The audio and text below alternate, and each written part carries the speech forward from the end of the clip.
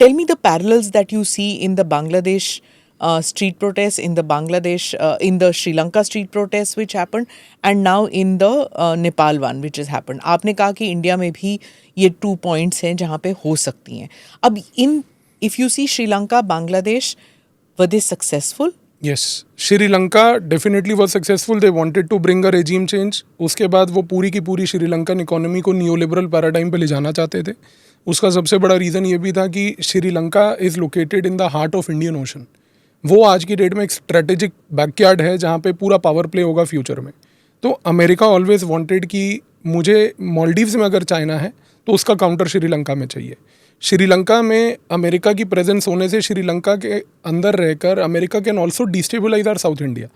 ये जो आप बार बार सुनते हैं United States of South India will break away, South Indian secessionism, ये सारे आइडियाज़ मैन्युफैक्चर श्रीलंका में होते हैं. वहाँ से ये प्रोपोगेंडा करके यहाँ पर लाया जाता है. तो Sri Lanka was one of the very crucial points जो उनको चाहिए था और उन्होंने सक्सेसफुली किया.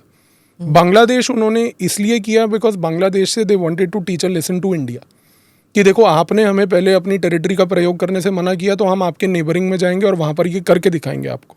बांग्लादेश का consequence was Manipur. The Manipur problem was completely manufactured from Bangladesh and run from Bangladesh. वो चीज़ वहाँ से हुई तो नॉर्थ ईस्ट डिस्टेबलाइज हुआ तो उसकी वजह से क्या हुआ कि पूरे इंडिया में फिर ये नैरेटिव चला कि देखिए आपका कंट्रोल नॉर्थ ईस्ट पे नहीं है. इस तरीके से बांग्लादेश में जो हुआ, श्रीलंका में जो हुआ और अब नेपाल में जो हो रहा है, ये तीनों चीज़ों में कॉमन पॉइंट है कि अमेरिका का मैसेज क्लियर है कि मेरा लार्जर एनिमी जो है वो चाइना है. उसको टैकल करने के लिए या तो आप मेरे साथ हो या मेरे खिलाफ हो. This is the attitude George W Bush also had after 9/11 in 2001. With us or without You are with us or without us. There's no middle way. So you be a part of the global war on terror or you are not a part of it, then you are part of the terror manufacturer. But America के साथ ये होता है ना that there is no long term vision as such. वो they don't understand long term anyway. Otherwise they wouldn't have done what they've done.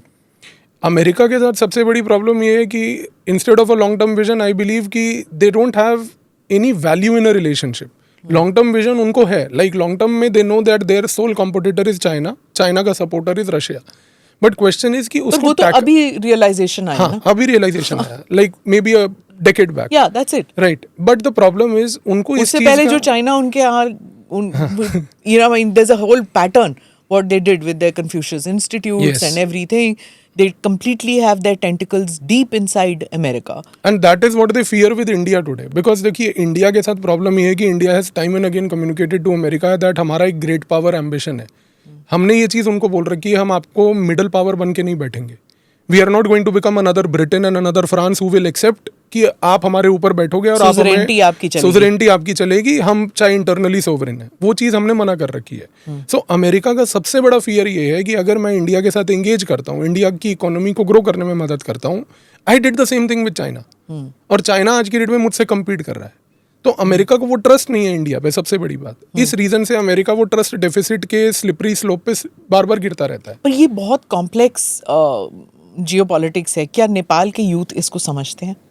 मुश्किल है. नेपाल का यूथ, मैं फिर वही कहूँगा कि genuine grievances plus a lot of misguidance without any clarity about where the movement is headed to.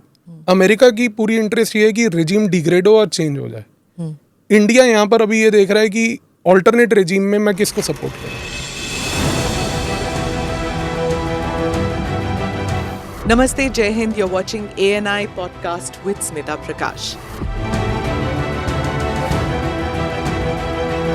अगर हम उसको मस्जिद कहेंगे तो फिर विवाद होगा. The issue is टूटा है क्या भारत? 400 पार का मतलब ये है कि संविधान खतरे में है. क्या हम लोग ये निर्देश देते हैं कि फला को गिरफ्तार करके जेल डाल? वही तो कह रहे हैं सब. ये बेबुनियाद निराधार आरोप. सच्चा सुनना चाहो देखो स्मिता प्रकाश ANI. It does not lie.